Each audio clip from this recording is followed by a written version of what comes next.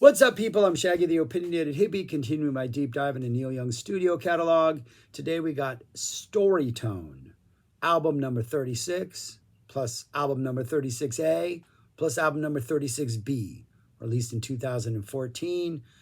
This is Neil realizing at this point in his career that he had never done an album with an orchestra, and so he wanted to do one with an orchestra. The Storytone Orchestra, as the credits call them. We have 10 songs on here. 3 of them are with an orchestra. Very, I don't know, seems dated 40s, 50s Disney era soundtrack type orchestra stuff. This isn't sort of moody blues, symphonic prog or anything like that. This is gentle, folky, I don't even know if they're folky, gentle ballady songs that have orchestra on them. Some syrupy strings and some there's just layers of other stuff on top of these pretty straightforward and simple songs. 7 songs are orchestra, 3 songs are with a big band with horns.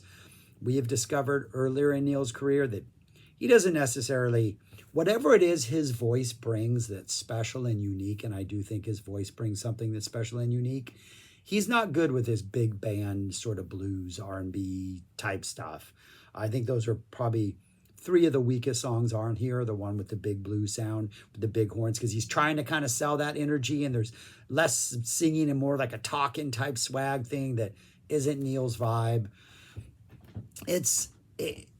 He's doing something interesting. He's doing something new. He's once again being Neil and like experimenting. But as with the 80s, it doesn't always work out. And I'm going to say this one doesn't always work out. I'm going to talk about this. I'm going to rank it among the other, how many have I done? 44 other ones. So I will rank this when I'm done. There's 3 different releases for this. There's the original Storytone release, which has the orchestral and big band arrangements, 10 songs.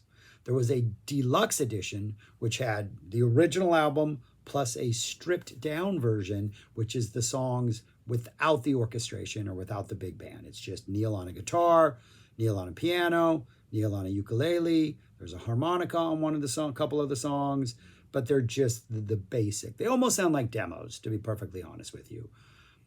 I mean, I maybe think that's the problem with a lot of these songs, is there's this undercooked quality to some of them maybe, and I don't think just adding other instruments on top maybe fleshes them out enough. Like he had this idea, hey, I want to do stuff with orchestra, so I need a bunch of songs, and he just like wrote a bunch of songs. He does seem kind of happy in a lot of these songs. I'm not sure a happy Neil makes for good music. Like a couple of these songs are like, well, one of the best songs on here, so maybe happy does make for good. The last song, All Those Dreams, he's like out in nature in the country with someone he loves, and look, there's animals, and look, it's beautiful, and it's like this lyrically pastoral, pleasant experience. Probably the best song on here, but yeah, there's one environmental song, Who's Gonna Stand Up? Who's Gonna Stand Up to Save the Earth? He's still got that fight in him, but there's not much anger in it. There's not much like passion. I mean, there's passion because it's driving the lyrics, but it's not this spirited, like, change the world type vibe. It's an orchestral change the world type vibe. And then the third version is called Mixed Pages, and it's both. He took the stripped down versions and edited them together with the orchestral big band versions, and pretty much every version starts off stripped down and then ends up with like whatever the other version was. So I don't think any of the versions are that compelling or that interesting. I do think the orchestra version, which is like the OG, the one I'll talk about the most, I do think there are some core basic songs here that kind of work, and the orchestral stuff doesn't add anything to them. I think the big band stuff actually might detract from them because that's just not Neil's wheelhouse. I do think the stripped down version as a whole feels like it should be in a deluxe edition and should be a bonus disc, and almost feels a little bit like these are kind of like demos, but there are a couple really good songs that I think benefit from not having orchestra on them. So 10 songs, opens up with Plastic Flowers. It's an orchestral song. It's piano driven, kind of a gentle ballad. Nothing really interesting going on. Not a bad song. The melodies in here, both Neil's vocal performance is a little just like optimistic and high and a little more cheerful and positive, and the melodies don't quite grab as well as like classic Neil Young melodies do. Who's Gonna Stand Up is the next song. There's an urgency to this song a little more than the first one. I think the orchestral energy kind of matches that urgency a little bit more. It's a little more just impetus behind it, a little more like, hey, it's environmental. It's a modern sort of environmental take. Ban fossil fuels, damn the dams, that kind of stuff. Neil telling us what we need to do to save Mother Earth, but who's going to do it? Who is going to stand up and do it? That's the question. I Want to Drive My Car is this big band electric guitar blues riff thing that just full band drops in after we get like this just blues electric guitar riff to open up. It's an okay song. It's got a nice harmonica blues solo. It kind of works. Of the three big band songs, I think this is by far the most successful of them, just because it is more of a traditional type blues vibe. And Neil can lean into that every so often. Then we get a song, Glimmer, which is the first line in Glimmer is when I'm riding down the road in my car. He just wanted to drive his car in the previous song. So I like the little concept album process of this. In fact, I really like this. Who's going to stand up and save the earth? And then the guy sings about wanting to drive his car. However, we know from a previous album, his car is electric. So bam. And then Glimmer, it's when he's driving his car. A little Neil melody is sneaking into the Glimmer melody here. This is the first time you're like, oh, it kind of feels more like a Neil song. Yeah, Glimmer. Then we get what I think is the weakest song on here, Say Hello to Chicago. The sort of talk vocal thing where he's trying to like sell that big band swag just doesn't work for Neil. It's about falling in love in Chicago. Yeah, there's some nice guitar work in here, but it almost feels like you're watching a movie, like not the Blues Brothers, which has, this Booker T awesome band in it. Not Booker T, but members of.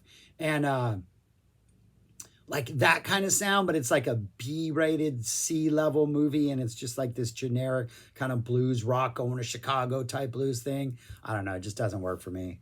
Tumbleweed, really like the song Tumbleweed. Very strong song. Reminds me of the musical passage, and I don't know the name of this, but it's before Apocalypse in 9/8 on Genesis' Supper's Ready, and after that part where they go to the farm, Willow Farm. So it's between Willow Farm and the Apocalypse in 9/8, that little section that has the flute and is really gentle, kind of reminds me of that in a really good way. I like it. I think there's a clarinet or some kind of woodwind that's kind of weaving a nice melody throughout it. The basic song, what is at the core of this works, and the clarinet or whatever it's added, whatever horn it is, works perfect, or the woodwind that's used, I think works really well. Like You Used to Do is another like big band one. It's got a very swinging thing, just kind of his voice is just not suited for this. This is not what he does. And we learned that back in the 80s. Why he's bringing it back. He should have just stuck with the 10 orchestral things. I'm Glad I Found You, kind of a gentle song, piano voice, little orchestra in there. And then the best two songs, I would argue, are the last two songs. When I Watch You Sleeping, the guitar, the voice, the harmonica. This is a song that works without the orchestra. It's got a Neil vibe. It could work as just a standalone acoustic song. Just give that acoustic energy a little more oomph, get rid of the orchestra. And then the last song, which I think is the best song on the album, All Those Dreams. He covered Gordon Lightfoot on the album I did earlier this week, the album that he released prior to this. There's 2 Gordon Lightfoot covers.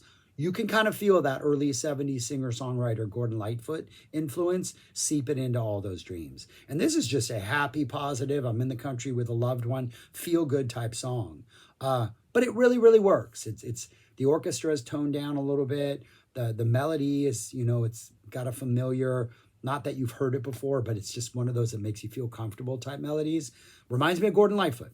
Not Gordon Lightfoot enough, but there's some Gordon Lightfoot in this. And I think that might be intentional on Neil's part, since he did just cover him previously on the previous album.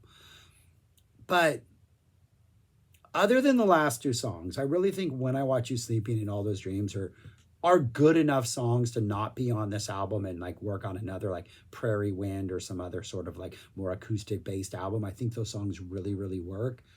Who's Gonna Stand Up, the Environmentalists album, might work on another album, but I don't think it's fiery enough as some of his other sort of like activist anthems are. That's the original version, the version that if you just buy this, that's what you're going to get.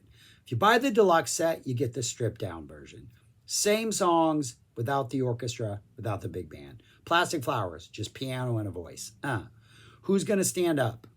Kind of works better. In fact, I think it works much better in the stripped down version. That guitar is kind of darker, has a little more urgency. I think it's got a better vibe. Maybe could stand alone without the orchestra stuff on an album.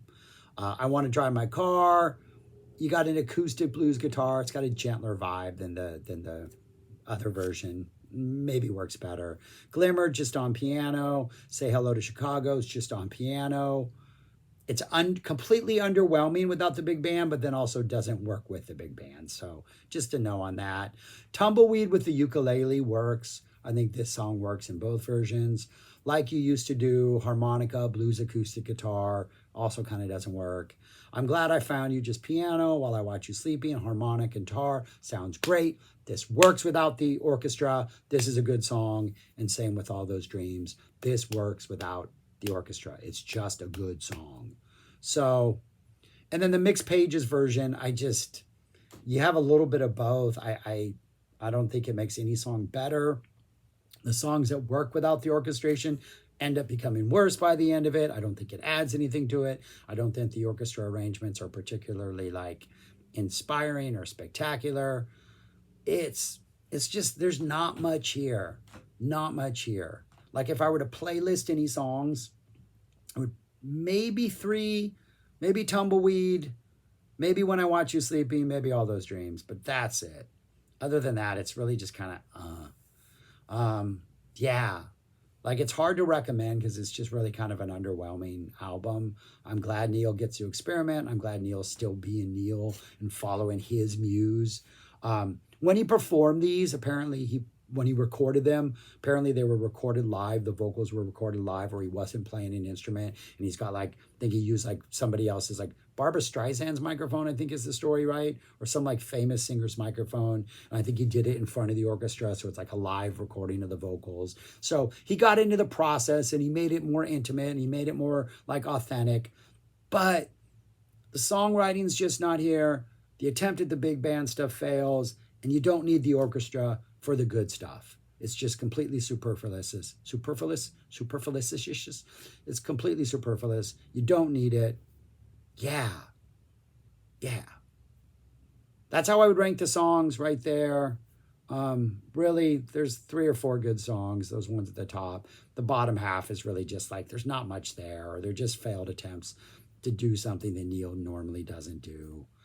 And then if I had to rank the album, it is not in the top 20. It is not in the top 10. After the Gold Rush, you are safe. And if I were to rank it then in the bottom, it's all the way down at 40.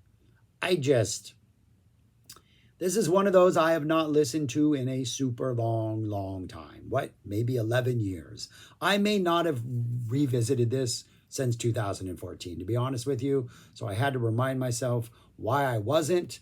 And it's because I just don't think, I think so much of the inspiration went into the idea, went into the concept, went into the process, went into the fact that I'm going to do this with an orchestra, that Neil forgot to put a little more craft into the songs. Or maybe this is just where he is and he loves it. I don't know. Doesn't get me. Doesn't grab me in my soul or my heart or even in my brain, unfortunately. So yeah. That's it. Those are my thoughts on this. Probably the most underwhelming thing he has done in the 2000s. The 2000s have been a very, very interesting 14 years up to this point for Neil. He's keeping that interesting route. He's still taking the path less traveled. Going to applaud him for that. But at this time, I just don't think it was a kind of a boring path. He didn't find anything interesting on it. You know, once you saw one flower, you saw them all. So go back to find another path, Neil. Forge your own path. All right. That's all I got. I'm done. Thanks for watching. Subscribe, like, share, comment. Give me your thoughts on this album, things I messed up on, things you know that I don't know, all that kind of stuff. And yeah, that's all I got. Peace. Talk to you later.